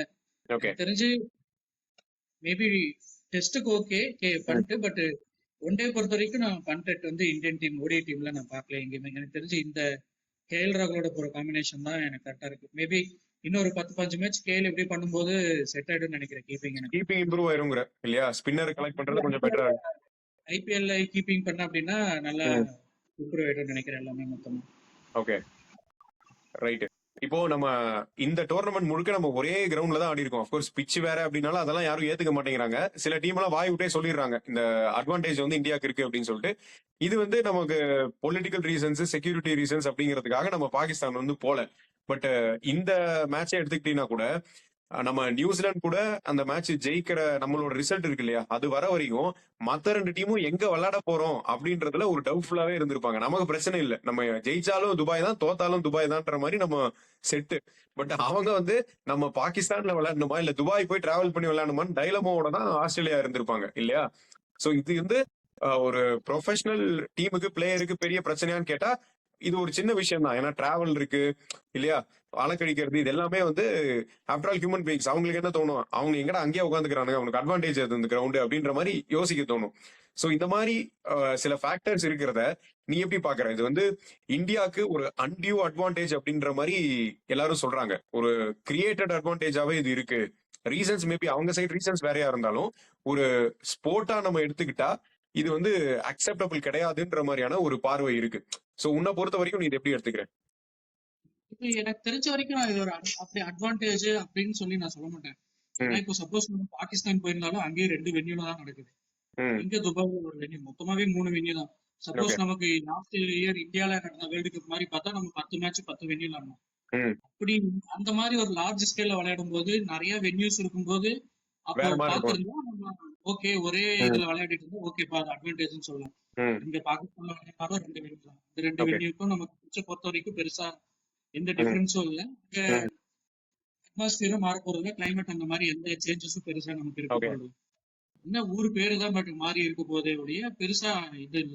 ஏன்னா அங்க வந்து உனக்கு ஒரே ஒரு என்னன்னா அங்க வந்து பேட்டிங் பிட்ச் கொட்டுறானுங்க. அங்க 350 ரன் 300 ரன் மேல அடிக்கிறானுங்க. இங்க வந்து 250 தாண்ட மாட்டேங்குது, கதறுது அதுக்குள்ளேயே இல்லையா? ஆமா, அதனால இது எனக்கு தெரிஞ்சு அப்படி பார்த்தா லாஸ்ட் வேர்ல்டு கப் பாகிஸ்தான் வந்தப்போ அவங்க ஹைதராபாத் சென்னை மட்டும் தான் விளையாடினாங்க. பட் அப்ப நம்ம யாரும் சொல்லல, மத்த டீம் யாரும் எதுவும் அவங்க ஒரே இடத்துல விளையாடுறாங்க அப்படின்னு சொல்ல. ஏன்னா அவங்க நாக் அவுட் ஸ்டேஜ்ல போயிட்டதுனால யாரும் பேசல. ஜஸ்ட் பிகாஸ் நம்ம இவ்வளவு தூரம் விளையாடி செமிஃபைனல்ஸ் வந்துட்டுன்றதுக்காக உடனே நம்ம வந்து இங்க அட்வான்டேஜ் ஒரே பிச்சிலே விளையாடிட்டு இருக்கோம் அப்படின்னு சொல்றது எப்பவும் போல இந்த இங்கிலீஷ் மீடியாக்காரங்க பண்றதுதான். அவங்க தான் வந்து பிச்சை குறை சொல்றது. இங்க வந்துட்டு பாத்துட்டு பிச்சு இப்படி இருக்கு அப்படி இருக்கு, தோத்ததுக்கு அப்புறமா அவங்கள பத்தி பேசணும். தோத்ததுக்கான சொல்லி சின்னத்தனமா ஏதாவது நோண்டி பாத்துட்டு இருக்கிற மாதிரி தான் இருக்கு. பெருசா அட்வான்டேஜ் இல்ல. அதுவும் ஆடுறதே மொத்தமே 3 லீக் தான். செமிஃபைனல்ஸ் ஃபைனல்ஸோட சேர்த்து மொத்தமே 5 மேட்ச். ரொம்ப சின்ன டோர்னமெண்ட் தான் இல்லையா, ரொம்ப லென்த்தி டோர்னமெண்ட் கிடையாது இது. அதனால அட்வான்டேஜ்னு சொல்ற மாதிரி ஒண்ணும் பெருசா எனக்கு தோணல. இல்ல இன்னொன்னு தோத்திருந்தா அப்ப இதை சொல்லுவாங்களான்னு தெரியல இல்லையா? ஜெயிச்சதுனால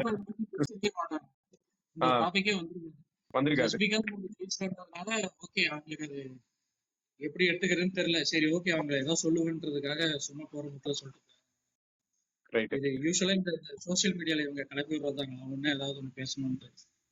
இன்னொன்னு ஐசிசி சேர்மனா யார் இருக்கிறாங்க, இதெல்லாம் வச்சு இதெல்லாம் போத்து நிறைய ரைட் அப்புகள் வந்து நம்ம பார்க்க முடியுது. ஓகே அது ஒரு பாயிண்ட் ஆஃப் வியூ அப்படின்னு அந்த லெவல் எடுத்துக்கிட்டா போதுதான். ஏன்னா இது கேமா பார்க்கும்போது இப்போ இதுலயே ஒரே பிட்ச்ல ஆடல, எல்லா இதுவுமே வெவ்வேறு பிட்ச்ல ஆடுறாங்க. இன்னொன்னு உனக்கு ஒவ்வொரு கேமுமே வெவ்வேறு மாதிரி தான் இருக்கு. அதாவது ஏதோ ஒரு பர்டிகுலர் பிளேயர் மட்டுமே கம்ப்ளீட் ஃபார்ம்ல இருக்கான், இப்ப அவனே அடிக்கிறான், இல்ல இந்த ஒரு பவுலருக்கு மட்டுமே பவுலிங் எடுக்குது அப்படின்ற மாதிரியான ஒரு சினாரியோ வந்து இல்ல. இப்ப நம்ம லீக் மேட்ச் 3 எடுத்துக்கிட்டாலும் இதுல எடுத்தாலும் கலந்து கட்டி எல்லாரும் சேர்ந்து தான் கான்ட்ரிபியூட் பண்ணிருக்காங்க.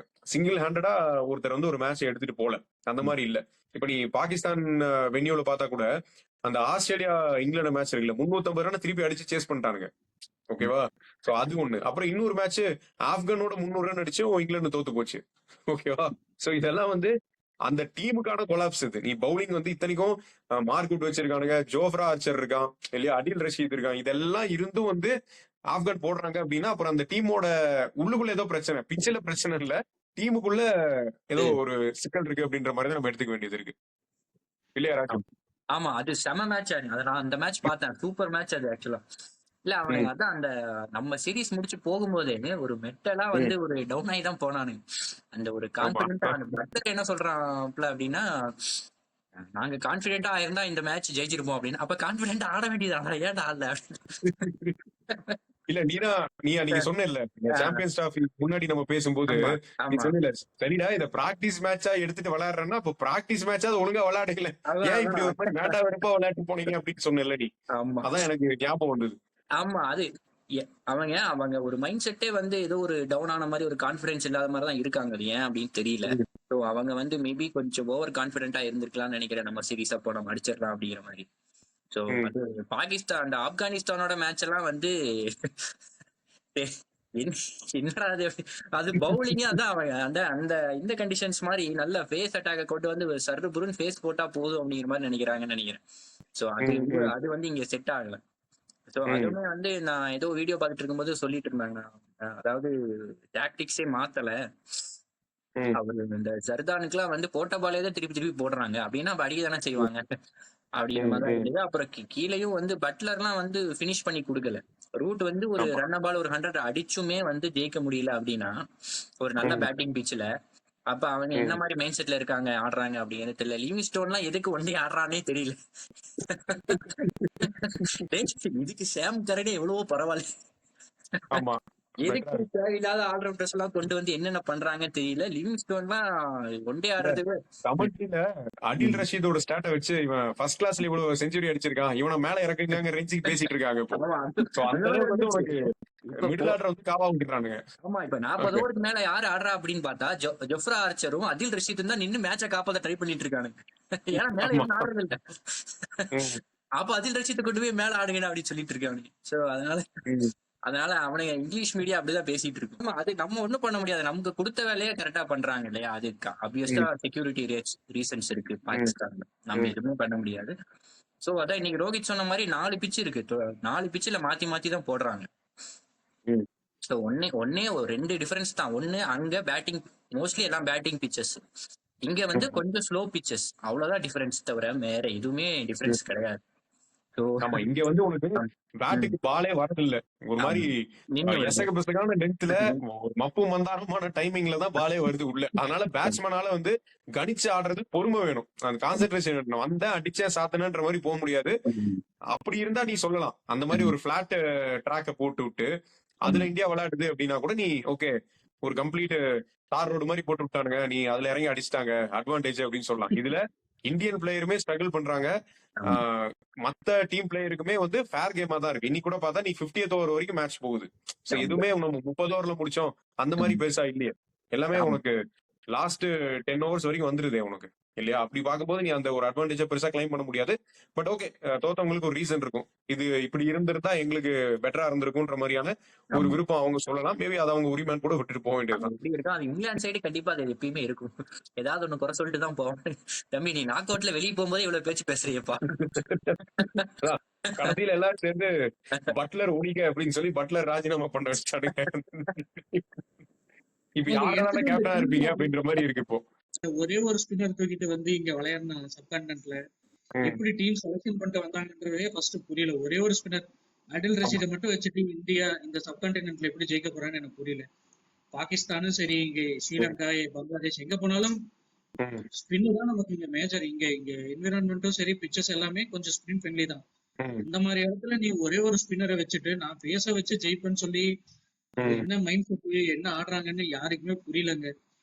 நினைக்கிறேன் அவங்களோட இந்த டீமே முடிஞ்சதுன்னு நினைக்கிறேன். புது டீம் ஆட்டத்தை கலைக்கிற மாதிரி மொத்தமா அவங்க டீமை கலைச்சு புதுசா ஒரு டீம் ஃபார்ம் பண்ணாதான் சரிப்படும் நினைக்கிறேன். ஆமாமா, ஏன்னா நீ இந்த மைக்கேல் வான் மாதிரி நாட்கள் ராஜு சொன்ன மாதிரி இந்த பிச்சை குறை சொல்றது இல்ல டீமை ஹோஸ்டிங் நேஷனை குறை சொல்றதெல்லாம் காலங்காலமா ட்விட்டர்ல பண்ணிட்டு இருப்பாங்க. பட் மைக்கேல் ஆர்டெட்டாவும் நாசிர் ஹுசைனும் பேசும்போது வந்து இங்கிலாந்துக்கு என்ன பிரச்சனை அப்படின்றதையும் ஜென்யூனா அட்ரஸ் பண்ணாங்க அந்த மேட்ச் டாக் நடுவுல. அதுல இந்த மாதிரி தான் அப்போ எப்படி 2015 வந்து ஒரு குழப்பம் ஆகி அதுக்கப்புறம் டீம் மறுபடியும் அயன் மார்கன் கேப்டன்சி எடுத்து அப்புறம் டீம் பென் ஸ்டோக்ஸ் எல்லாத்துக்குமே ரோல் டிஃபைன் ஆகி 2019 அடிச்சானுங்க. சோ அதுக்கப்புறம் மறுபடியும் பாத்தீங்கன்னா அந்த நடுவுல ஒரு T20 வேர்ல்ட் கப் அடிச்சாங்க இல்லையா, சோ அது ஒண்ணு இருந்தது. சோ இதெல்லாம் சேர்ந்து வரும்போது மறுபடியும் இப்போ பாத்தீங்கன்னா அந்த 2015 அப்போ ஒரு கொலாப்ஸ் முன்னாடி இருந்தது இல்ல, அதே மாதிரியான ஒரு கொலாப்ஸ் இப்பயும் நடக்குது. மறுபடியும் டீமை வந்து நீ ரீஅலைன் பண்ணணும்ன்ற மாதிரியான ஒரு விஷயம் சொல்லிட்டு இருந்தாங்க. இன்னொன்னு இப்போ இந்த டோர்னமெண்ட்லயே கூட பாகிஸ்தான்லயும் பார்த்தா நிறைய பிளேயர்ஸ் வந்து இந்தியன் பிளேயர்ஸோட இப்போ பாபர் அசம் விராட் கோலி கம்பேரிசனே வந்து அன்பேர்ன்ற மாதிரி எல்லாரும் சொல்லுவாங்க இல்லையா. கோலி எங்கேயோ இருக்கான் இல்லையா, பாபர் அசம் வந்து ஓகே சில ஷார்ட்ஸ் சிமிலரா இந்த இதுல படையப்பால ரமேஷ் கண்ணா வந்து உன்ன மாதிரி நடக்கிறாங்கிற ஒரே காரணத்துக்காக இவங்க கூட கூட்டி நடக்க விட்டுருக்கே அப்படின்னு சொல்லி சிந்தில காமிச்சு சொல்லுவாங்கல்ல, அந்த மாதிரி ஆயிடுச்சு. ஒரு கவர் டிரைவ் ஏதோ நீ சிமிலாரிட்டி பார்க்கலாம். அக்தர் பேசிட்டு இருந்தது கூட பார்த்தா அக்தருமே சொன்னது இப்போ டேலண்ட் வைஸா ஸ்கில் வைஸா நீ கம்பேர் பண்ணீங்கன்னா இந்தியன் பிளேயர்ஸையும் பாகிஸ்தான் பிளேயர்ஸையும் நீ அப்படியே டைரக்டா கம்பேர் பண்ண முடியாது அப்படின்றதையே ஆத்தென்டிக்கா பேசினது பார்த்தோம் சேனல்ல. சோ இதெல்லாம் கூட ஒரு நல்ல சைனா தான் பாக்குறோம். வெறும் பேட்ரியாட்டிசம் மாதிரி பேசாம ஒரு பெர்ஸ்பெக்டிவ் வந்து ஜென்யூனா இவனா அவனும் ஒன்னா அப்படின்ற மாதிரி லிட்டரலா அந்த டோன்ல தான் இருந்தது. இப்ப அக்ரம் வந்து உனக்கு கமெண்ட்ரியில பேசும்போதெல்லாம் கூட ஜென்யூனான இன்சைட்ஸ் எல்லாம் தான் முன்வைக்கிறாரு அக்ரமும். சோ இந்த மாதிரி இருந்துட்டா பெட்டர். நமக்கு கேமை பார்க்கும்போது கமெண்ட்ரி கேட்கும் போது வந்து நல்லா இருக்கும். இல்லாட்டி சும்மா வந்து எல்லாம் ஒரு பில்டப்பாவே போயிட்டு இருந்ததுன்னு வையேன், அது எவ்வளவு தூரம் நல்லா இருக்கும். ரமேஷ் ராஜா மாதிரி ஆன ஆட்கள் எல்லாம் உள்ள விடாம இருக்கு. செலிப்ரேஷன் பத்தி கூட சொல்லியிருந்தேன். அப்படி தேவையில்லாத ஒரு கேம் அப்படி போயிட்டு இருக்கும்போது இந்த மாதிரி ஒரு செலிப்ரேஷன்லாம் நமக்கு தேவையே இல்லை. இதெல்லாம் ஜெயிச்சுட்டு பண்ண வேண்டிய இதை விட்டுட்டு இந்த அப்ரார் அகமதோடதா இந்த கில்லோட விக்கெட் எடுத்தது. அது ஆமா, அது ஆக்சுவலா அது அந்த ஹார்திக்கும் ஹர்ஷித் ராணாவும் ஒரு மாதிரி சென்ட் ஆஃப் மாதிரி ஒரு மாதிரி கொடுத்தாங்க. ஹர்திக் வந்து இப்படி அப்படிங்கிற மாதிரி ஏதோ பண்ண மாதிரி இருந்தது. அதுக்கு வந்து பதிலடி கொடுக்கும் விதமாக அவர் பண்ணாரு. ஆனா மேட்ச் அப்பயே கைவிட்டு போயிருச்சுங்கிறது அவருக்கு தெரியல. இல்ல அவுட் ஆகும் இல்ல ஆடிட்டு இருக்கும் போதே மேட்ச் முடிஞ்சிருச்சுப்பா. இன்னொன்னு இந்த பக்கம் பாத்தீங்கன்னா உனக்கு கோலி நின்ட்டா ஒன்னும் பண்ண முடியாது. நீ இது சேஸ் பண்றது பழைய மாதிரி அக்ரெசிவா சேஸ் பண்ணாம அவன் ஒரு மாதிரி பக்குவமா நின்னு சேஸ் பண்ணி கேம் முடிச்சாச்சு. அதுக்கப்புறம் போய் ஒன்னும் பண்ண முடியாது இல்லையா. இல்ல அதான் ஆமா, இந்த அந்த கிட்ட பாகிஸ்தான் கிட்டத்தட்ட அந்த இங்கிலாந்து மாதிரி ஒரு மைண்ட் செட் மாதிரி தான் இருக்காங்க. ஒரு கான்பிடென்ட் இல்லாம ஒரு அந்த மாதிரி தான் இருந்தது ஆக்சுவலா. அது முதல்ல இருந்த அந்த இந்தியா பாகிஸ்தான் ரிவால்ரி எல்லாம் இப்ப இல்ல. அந்த அக்ரம் அக்தர் அந்த பவுலிங் அட்டாக்கு இது பண்ண மாதிரி இப்ப இல்ல. அமீர் இருந்தப்ப கூட நம்மளுக்கு அந்த ஒரு ஃபயர் இருந்தது. அந்த ஃபர்ஸ்ட் ஸ்பெல் அமீர் ஸ்பெல் எப்படியாவது தாண்டணும்னு கையில பிடிச்சி நின்றுட்டு இருப்பானு ரோஹித் கோலி எல்லாம். ஐயோ அமீர் ஸ்பெல்ல தாண்டிடணும் அப்படிங்கிற மாதிரி. சோ அந்த அளவு இப்போ வந்து யாருமே அந்த அளவு போடல. அஃப்ரிடி ஓகே, அஃப்ரிடி 1-2 மேட்ச் போட்டாப்ல, அதுக்கப்புறம் பழகிட்டானுங்க. இப்ப அஃப்ரிடி எல்லாம் விட்டு மொரட்டாடி அடிச்சிட்டு இருக்காங்க. சோ அந்த மேட்ச்லயே ரோஹித் சர்மா விக்கெட்டை தவிர அஃப்ரிடிக்கு ஒன்னும் பெருசா பால் எடுபடல இல்ல. அந்த ஒரே ஒரு பால் மட்டும் தான் ஷகின் ஷா அஃப்ரிடி போட்டது. ஒரு அப்நார்மல் டெலிவரி அது. அது நீ ஒன்னும் பண்ண முடியாது. அஸ்வின் கூட அந்த டெலிவரி மென்ஷன் பண்ணி சொன்னதை பார்த்தோம் இல்லையா. இந்த பால்ல வந்து ரோஹித் சர்மா அவுட் ஆனது நீ ஒண்ணுமே பண்ண முடியாது. அந்த பால்ல யாரா இருந்தாலுமே அவுட் ஆகிறதுக்கான வாய்ப்பு தான் அதிகம். அந்த ஒரு நல்ல பால்ல ரோஹித் சர்மா மாட்டியாச்சு, அவ்வளவுதான். ஆமா, அது ஒரு மாதிரி ப்ரீ மெடிடேட்டிவா கவர் மேல அடிக்கிற மாதிரி இப்படி நவுந்துட்டாப்ல. சோ அப்ப அதுக்கப்புறம் கொஞ்சம் கரெக்ட் பண்ண பார்த்தான். பட் அதுக்குள்ள பால் உள்ள பூந்துச்சு. நீ ஒண்ணும் பண்ண முடியாது. ரொம்ப மைக்ரோ செகண்ட். அதெல்லாம் வந்து சின்ன ஒரு லக் இருக்கணும். அப்பதான் இன்சைட் வாங்கி இந்த பக்கம் போறது இல்ல பால் அப்படியே யார்கர் மாதிரி பிளாக் பண்ணி நிக்கிறதெல்லாம் அப்பதான் நடக்கும் இல்லையா. இன்னொன்னு வயசாகுது, ஹேண்ட் ஐ கோஆர்டினேஷன் எல்லாம் கொஞ்சம் சுமாரா தான் இருக்கும். பழைய மாதிரி எல்லாம் இருக்காது. கொஞ்சம் பார்த்து போடுப்பா அப்படி. இல்ல மேபி அந்த நவர்ல அந்த பாலே வந்திருக்குமான்னு தெரியல. நவர்லேனா அந்த பாலே போட்டு ஐயோ நவுந்துட்டான் அப்படின்னு சொல்லி சட்டுன்னு உள்ள போட்ட மாதிரி இருந்தது. அதுல நம்ம வச்சு செஞ்சுட்டாங்க. நியூசிலாந்து சவுத் ஆப்பிரிக்கா எல்லாம் வச்சு பார்த்து அனுப்பிச்சிட்டாங்க. ஆமா, ஆக்சுவலா அவங்க டீம்லயும் அவங்களை ரொம்ப ஓவர் ரேட் பண்ணிட்டாங்க. ஷகின் ஷா அஃப்ரிடி, பாபர் அசாம்னே ரொம்ப நாளா அவங்க 3 பேர்த்த சுத்தி ரிஸ்வான் 3 பேர்த்த சுத்தியும் மொத்த டீமே அவங்க கன்ஸ்ட்ரக்ட் பண்ணிட்டாங்க. என்ன மேட்சா இருந்தாலும் நம்ம பாபர் அசாம்னு பேசுறோம், ஷகின் ஷா அஃப்ரிடி, ரிஸ்வான் அப்படின்னு சொல்லி அவங்க மொத்த டீமே ஃபார்ம் பண்றதை விட்டுட்டாங்க. இப்போ 161 டாட் பால்ஸோ 171 டாட் பால்ஸோ 50 ஓவர்ஸ்ல வந்து அது இந்த மாதிரி ஒரு டைம்ல நீ நினைச்சு பாரு, 30 ஓவர் டாட் பால் வச்சிருக்காங்கயா. 30 ஓவர் டாட் பால். அப்புறம் பாக்கி 20 ஓவர்ல எவ்வளவு அடிப்ப நீ? அது 20 ஓவர்ல நீ அடிச்சா நான் பூரா பவுண்டரிஸா உழுகணும். உளுந்தாதான் வந்து உனக்கு நல்ல ஸ்கோர் வரும். ரிஸ்வான்ல அட்டாக் பண்ணிருக்கலாம். ரிஸ்வான்ல அட்டாக் பண்ணிருந்தா அப்படியே ஒரு 60-17 போயிருந்திருக்கலாம். ஒருவேளை நின்றுனா இந்த டிராப் சான்சஸ் எல்லாம் வந்துருதுன்னா அப்படியே ஒரு 100 போயிருந்திருக்கலாம். ரிஸ்வான்லாம் வந்து ரொம்ப கொஞ்சம் டிஃபென்ஸ் ஆனதுன்னா கொஞ்சம் தப்பான அப்ரோச் தான் இருந்தது. ஆனா அவங்களுக்கு வேற யாரும் இல்ல, கீழே யாரு பினிஷரும் யாரும் இல்ல, எல்லாமே புதுசு. அப்படிங்கிறப்ப ஆட பார்த்தாங்க, அது ஒர்க் அவுட் ஆகல. எனக்கு தெரிஞ்சு நம்ம அந்த T20 அவங்களோட தோத்தது வசதியா போச்சுன்னு தான் நினைக்கிறேன். 2019 ஏதோ T20 இதே மும்பைல தானே 2021 இருந்தே அவங்க 2 பேரும் வெளியே வரலன்னு நினைக்கிறேன். அதுல ஆடினதுல இருந்தே அவங்கள தூக்கி வச்சு கொண்டாடினதுதான் ஆமா ஆமா அதோட நீ மொத்த அந்த டோட்டல் 2020 வேர்ல்ட் கப்ல பாத்தீங்கன்னா ரிஸ்வானு பாபர் அசாம் ஒண்ணு, இந்த பக்கம் பார்த்தா ஷாகித் ஷாப்ரிடி வந்து ஒரு வசீம் அக்ரம் மாதிரியும், இந்த பக்கம் ஹரிஸ் ராஃப் வந்து ஒரு வக்கார் யூனிஸ் மாதிரியும் பேசிட்டு இருந்தாங்க. அவ்வளவுதான் இல்லடே, அவங்க யாரு தெரியுமா அப்படின்னு. அதுல காணாம போனவங்க தான் இப்ப வரைக்கும் தொலைஞ்ச லிஸ்ட்லயே தான் இருக்காங்க. அவங்க திரும்பி வரவே இல்லை. அதான் அவங்களுக்கு ஒரு நல்ல கேப்டனும் இல்ல ஆக்சுவலா. ஒரு நல்ல ஒரு கேப்டன் இம்ரான் கான் மாதிரி அந்த மாதிரி ஒரு கேப்டன் எல்லாம் இப்ப அதுக்கப்புறமே அமையல. சோ ஒரு கேப்டன் இருந்தாதான் ஸ்ட்ராட்டஜி பண்ற மாதிரியும் தெரியல அவன். ஓகே அப்படியே ஓகே ஏதோ பண்ணணும் கேம் விளையாடணுன்ற மாதிரி தான் இருக்காங்க இல்லையா. ரொம்ப ஸ்ட்ராட்டஜிக்கலா பிளான் பண்ணி இவனுக்கு இப்படி அவங்களுக்கு அப்படி பண்ணணுன்ற மாதிரி எல்லாம் ஆடுற மாதிரி தான். இல்ல ரொம்ப பேஷனேட்டா கேம் விளையாடுற மாதிரி தெரியல. ஹேடன் கூட பாத்தீங்கன்னா சொல்லியிருந்தாங்க இந்த ஸ்ட்ராட்டஜில அவங்களுக்கு வகுக்கவே முடியல. அப்படியே வகுத்தாலும் அதை ஃபுல்லி அண்டர்ஸ்டாண்ட் பண்ணிட்டு எக்ஸிக்யூட் பண்ண மாட்டேங்கிறாங்க. அப்படி யோ என்ன எப்படி சொல்லிட்டேன், சொன்னா புரிஞ்சுக்க மாட்டேங்கிறாங்க, சொல் பேசி கேட்க மாட்டேங்கிறாங்க மாதிரி. ஏன்னா பவுலிங் கோச்சா போய் அதுவும் ஒர்க் அவுட் ஆகல உங்களுக்கு. ஜேசன் கில்லஸ்பி ஹேடன் போனாங்கல்ல இல்லையா. இல்ல அவங்களுக்கு எல்லாம் இந்தியா நல்லா செட் ஆகும். இப்ப ஹேடன் எல்லாம் இங்கே உனக்கு ஐபிஎல் ஆடி இந்த டோர்னமெண்ட் கமெண்ட்ரி எல்லாம் வந்து இங்க லைஃப் ஸ்டைல் செட் ஆயிருக்கும். இப்ப இவங்களுக்கு அங்க போனாலும் அங்கேயும் ஒர்க் அவுட் ஆகாது. என்னடா அது எதையுமே புரிஞ்சுக்க மாட்டேங்க அப்படிங்கிற மாதிரிதான் இருக்கும். சாம்பியன்ஸ் டிராஃபிலே பரிதாபப்பட்ட டீம்னா இங்கிலாண்டும் பாகிஸ்தானும் தான். ஆமா எதுக்கு வந்தார்கள் சென்றார்கள்ன்ற மாதிரியே தெரியாம 8 பேர்ல இருக்கணும்ன்றதுக்காக கூட்டத்துக்காக எடுத்து வச்ச மாதிரி போயிட்டாங்க அவங்க கடைசியில. பேசாம வெஸ்ட் இண்டீஸ் உள்ள வந்திருக்கலாம், நல்லா இருந்திருக்கும் ஆமா நினைக்கிறேன். யாராவது ஒருத்தருக்கு ஒரு சர்ப்ரைஸ் இதை கொடுத்திருப்பாங்க, அட்டாக் கொடுத்திருந்திருப்பாங்க இல்லையா. ஷாக்கர் மாதிரி ஏதாவது ஒரு மேட்ச் நடந்திருக்க வாய்ப்பு இருக்கு. ஏன்னா என்ன வேணா நடக்கும், அடிச்சா மொத்தமா அடிப்பானுங்க, இல்லாட்டி அடிக்க மாட்டானுங்க. அந்த மாதிரி ஒரு டீம் அது. அவங்க ஸ்கிரீன்ல வந்தாலே என்டர்டைன்மெண்ட் தான், ஏதாவது ஒரு என்டர்டைன்மெண்ட் நமக்கு இருக்கும். அவங்க வந்தாலே 2 பேரும் தூக்கிட்டு வெஸ்ட் இண்டீஸ் ஸ்ரீலங்கா ஆடிருக்கலாம். ஆமா இந்த கேம் வந்து இப்போ பாகிஸ்தான் கிட்ட ஒரு பேஷன் வந்து அதுல பார்க்க முடியல. எல்லாரும் ஒரு மாதிரி ஓவர் ரேட்டடா இருக்காங்கன்னு சொன்னோம் இல்லையா. கம்பேரிட்டிவ்லி ஆப்கானிஸ்தான் வந்து அந்த இடத்த புடிச்சிருவாங்கிற மாதிரி தான் ஆடுறாங்க. கடைசி மேட்ச் ஜெயிச்சு அவங்களால உள்ள வர முடியலன்னா கூட நீ இங்கிலாந்து அப்செட் பண்ணதா இருக்கட்டும், இல்ல ஓவராலா கேம் அவங்க அப்ரோச் பண்றது வந்து அவங்க பேஷனேட்டா விளையாடுறாங்க. கன்சிஸ்டன்டா ஒரு இம்ப்ரூவ்மெண்ட் இருக்கு. இப்ப டெண்டுல்கர் போட்டது கூட அந்த ட்வீட் கூட பார்த்தா இனிமே வந்து இவங்களை வந்து ஒரு ஷாக்கர் ஒரு அப்செட் பண்ணிட்டாங்க அப்படின்ற மாதிரி நீங்க சொல்லக்கூடாது. ஏன்னா இவங்க ப்ராப்பர் டீம். அந்த மாதிரி இவங்களோட விக்டரி வந்து டிசர்விங் விக்டரி, அவங்க போட்ட எஃபர்ட்னால தானே தவிர திடீர்னு இவங்க வந்து ஒரு சர்ப்ரைஸ் பேக்கேஜ் எல்லாம் கிடையாது. ஓவர் தி இயர்ஸ் அவங்க க்ரோ ஆயிருக்காங்க அப்படின்றதையும் நம்ம பாக்குறோம் இல்லையா ஆப்கானிஸ்தான். கண்டிப்பா அவங்க வேற லெவல்ல ஆடுறாங்க. அவங்க பவுலிங் வந்து பயங்கரமா இருக்கு. பேட்டிங்கே இப்போ 1-2 பேர் நல்லா விளையாடுறாங்க. டவுன் த லைன் போகும்போது எனக்கு தெரிஞ்சு இந்தியா ஆப்கானிஸ்தான் அப்படின்ற அளவுக்கு வந்தாலும் வந்துருவாங்க. மேபி செம்மையா ஆடுறாங்க, சூப்பரா ஆடினாங்க. நான் ஆஸ்திரேலியா மேட்ச் ரொம்ப எதிர்பார்த்தேன், பட் மழையால அது போயிருச்சு. நான் கண்டிப்பா அந்த மேட்ச் ஆப்கானிஸ்தான் ஜெயிச்சிருவாங்கன்னு கூட நினைச்சிட்டு இருந்தேன். 2020 வேர்ல்ட் கப் மாதிரி அவங்க ஜெயிச்சிருந்தாங்கன்னா இன்னைக்கு நம்ம அவங்க கூட செமிஃபைனல்ஸ் விளையாடி இருக்கும்னு நினைக்கிறேன். எப்படி நம்ம ஆஸ்திரேலியாவை சிறப்பாக அனுப்பி வச்சது ஒரு மன நிம்மதி தருது. போயிட்டு வாங்க அப்படின்ற மாதிரி. இல்ல எப்பயுமே நம்மளுக்கு வந்து அந்த பெரிய டோர்னமெண்ட்ல எல்லாத்துலயுமே இந்த ஆஸ்திரேலியா அனுப்பிட்டாதான் ஒரு நிம்மதியா இருக்கும். அப்பாடா போய் தொலைஞ்சானு.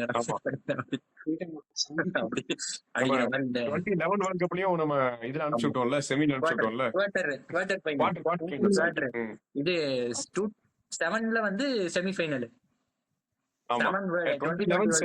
பாகிஸ்தான் இல்லையா 2011 வேர்ல்ட் கப் செமிஸ் வந்து பாகிஸ்தான். செமிஸ் பாகிஸ்தான். டெண்டுல்கர் ஒரு 85 அடிப்பாப்ல. பாகிஸ்தான் ஒரு 5 கேட்ச். ஆமா ஒரு 3 போய் வாங்கி ஒரு 5-6 கேட்ச் போடுவாங்க. அது நம்ம ஒரு 85 அடிப்பாப்ல. கமெண்ட்ஸ் டீம் கிட்ட கொஞ்சம் சந்தோஷமா இருக்கும். யாரு நீ என்ன நினைக்கிற இப்போ கமின்ஸ் நீ சொன்னதால இப்ப பேட் கமின்ஸ் இருந்தா அவன் மேட்ச மாத்தி விட்டுருப்பான்னு நீ நினைக்கிறியா? ஏன்னா ஏதாவது ஒரு ஸ்பெல்ல நடுவுல உள்ள வந்து ஒரு குழப்பத்தை இதுக்கு முன்னாடி பண்ணிட்டு போனதை பாத்துருக்கோம்ல. அது டெஸ்டா இருக்கட்டும் ஒன் டேவா இருக்கட்டும், ஏதாவது ஒரு ரோடு கேப்டன் ரோல வந்து பண்ணிருப்பான்னு நினைக்கிறியா ஸ்மித்தை விட? எனக்கு தெரிஞ்சு கொஞ்சம் அந்த ஸ்பைஸ் ஆட் பண்ணிருப்பா அப்படின்னு தான் நினைக்கிறேன். கண்டிப்பா எனக்கு தெரிஞ்சு இப்ப அந்த எங்கெங்கெல்லாம் கேப்டன் வந்து பவுலர்ஸா இருக்காங்களோ அந்த இடத்துல அவங்களோட ஸ்ட்ராட்டஜியே கண்டிப்பா டிஃபரெண்டா இருக்கு.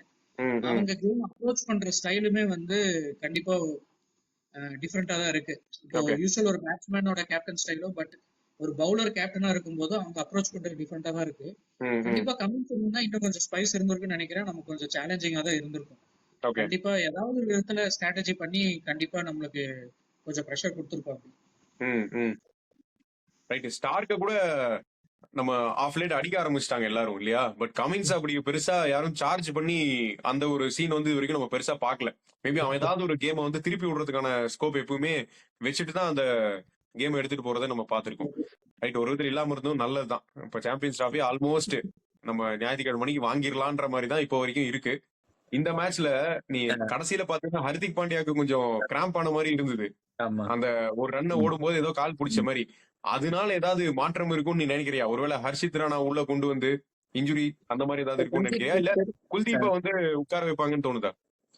எனக்கு என்னவோ குல்தீப் உட்கார வைக்கலாம்னு தோணுது, ஆனா வைக்க மாட்டானுங்க. வச்சாங்கன்னா நல்லா இருக்கும். வச்சுட்டு யாரும் ஹர்ஷித் ராணா உள்ள கொண்டு வராங்க. ஹர்ஷித் ராணா கொண்டு வரலாம். இல்ல இதுக்கப்புறம் ஹர்ஷ்தீப் சிங் கொண்டு வரது கஷ்டம். ஹர்ஷ்தீப் சிங் வந்து முதலாடியே ஆடி இருந்தா வந்து கொண்டு வந்திருக்கலாம். ஏன்னா இப்ப கொண்டு வரது கஷ்டம். மேபி ஹர்ஷித் ராணா கொண்டு வரலாம். எனக்கு தெரிஞ்சு குல்தீப்.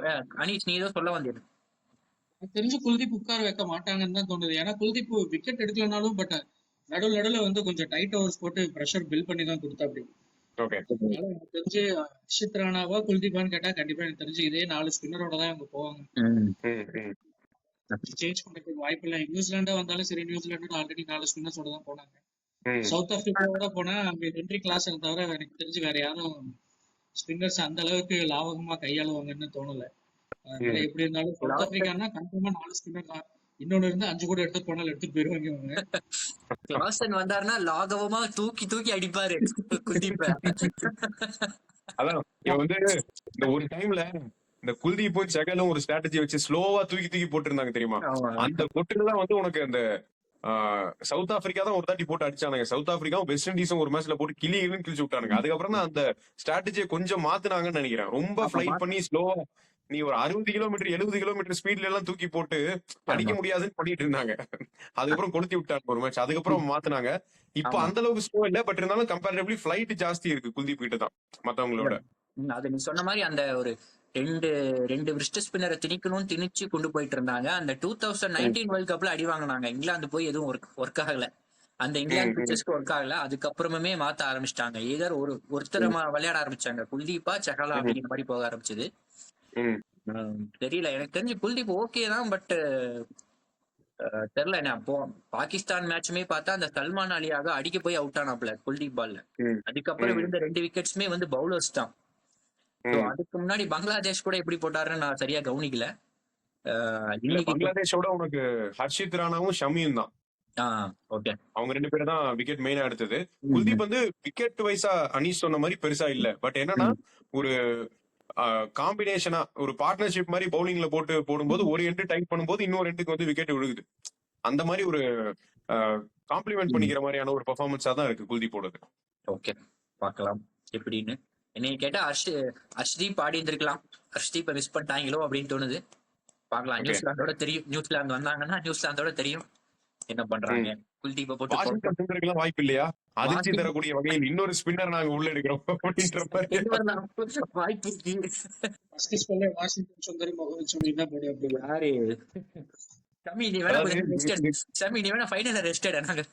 வாஷிங்டன் சுந்தர் ஆடுறோம், எங்களுக்கு ஹார்திக் மட்டும் போதும்பா அப்படின்னு. இல்ல, இது எப்படி ஆயிரும்னா உனக்கு கபில் தேவுக்கு முன்னாடி யாரால வந்து இந்தியால ஸ்பின் மட்டும் தான் போடுவாங்க அப்படின்ற மாதிரியான ஒரு இது இருந்தது தெரியுமா? அந்த மாதிரி எல்லாருமே ஸ்பின்னரா இருந்து அப்படி ஒரு நிலைமையை நோக்கி முழுசா போலனாலும் ஒரு 70% அப்படிதான் ஆயிடுச்சு. வேர்ல்டு கப் அப்படிதான். பும்ராவை தவிர மீதி எல்லாம் ஸ்பின்னர்ஸ் வச்சுதான் ஓட்டுனாங்க. ஹர்ஷ்தீப் சிங் ஓகே, ஹர்ஷ்தீப் சிங் இருந்தாப்ல. சொல்லு. பவுலர்ஸ் பார்த்தாலே ஃபாஸ்ட் பவுலர்ஸ்ல பும்ரா, ஹர்ஷதீப், ஷமி, இப்ப புதுசா ஹர்ஷித் ராணா வந்திருக்கு. அப்படி 4 பேர் தான் இருக்காங்க. இவங்களுக்கு தவிர்த்து பெருசா நம்ம யாரையும் வளர்த்திட்டு வர்ற மாதிரி பெருசா தெரியல. இவங்க 4 பேர் தான் மாறி இருக்காங்க. இவங்க பும்ரா இன்ஜூரி ஆனதுனால இப்போ இருக்காங்க. மேபி பும்ரா இருந்திருந்தா இன்னைக்கு எனக்கு தெரிஞ்சு ஷமி டீம்ல உட்காந்து வச்சிருப்பாங்க. பும்ராவும் ஹர்திக் பாண்டியா தான் போட்டிருப்பாங்க. பெருசா எனக்கு தெரிஞ்சு யாரையும் டெவலப் பண்ண மாதிரி தெரியல. இவங்க ரொம்ப நாளைக்கு பும்ராவே நம்ம பேக் நம்பிட்டே இருக்க முடியாது. ஏன்னா இன்ஜுரி நிறைய ஆயிட்டே இருக்கு. ஓவரா விளையாண்டா இன்ஜுரி ஜாஸ்தி ஆகும். இல்ல ஆல்ரெடி பிசிடில பாத்துட்டோம். இப்படிதான் ஸ்ரீநாத்துக்கு ஓவர் கொடுத்து கையை உடச்சு விட்டாங்க. அந்த மாதிரி ஆகாம அப்பப்ப ரெஸ்ட் கொடுத்து ஒர்க்லோட பேலன்ஸ் பண்ணா கரெக்டா இருக்கும். ரைட்டு. ஓகே அனீஷ், நீ என்ன நினைக்கிற? சவுத் ஆப்பிரிக்காவா இல்ல நியூசிலாண்டா ஃபைனல்ல?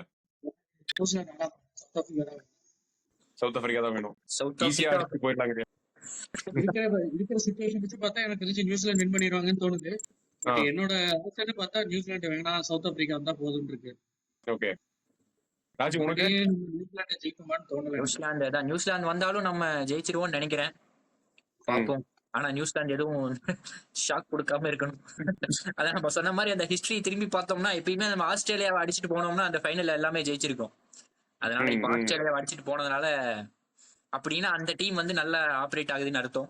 ஸோ ஓகே, நியூசிலாந்து அடிக்க வாய்ப்பு இருக்கு. நியூசிலாந்து வந்தாலும் சவுத் ஆப்பிரிக்கா வந்தாலும் அடிக்க வாய்ப்பு இருக்குன்னு நினைக்கிறேன். ரைட்டு. இதாவது ஆஸ்திரேலியாவை போட்டாச்சு. இனி ஞாயிற்றுக்கிழமைக்கு முன்னாடி ஒரு வீடியோ வந்து நம்ம பேசுவோம். ரைட். இப்போ யாரு செமிஃபைனல்ல அடுத்த மேட்ச்ல ஜெயிக்கிறாங்களோ அந்த ரெண்டு டீமுக்கும், இந்தியாவுக்கும் இந்த டீமுக்கும் பாசிபிலிட்டிஸ், ப்ராபபிலிட்டிஸ், 2 11ஸ்ல யார் யாரெல்லாம் சவாலா இருப்பாங்க அப்படிங்கறத நம்ம அடுத்த வீடியோல கரெக்ட் ஆகி பேசுவோம். Okay, okay, right. Okay, bye. By.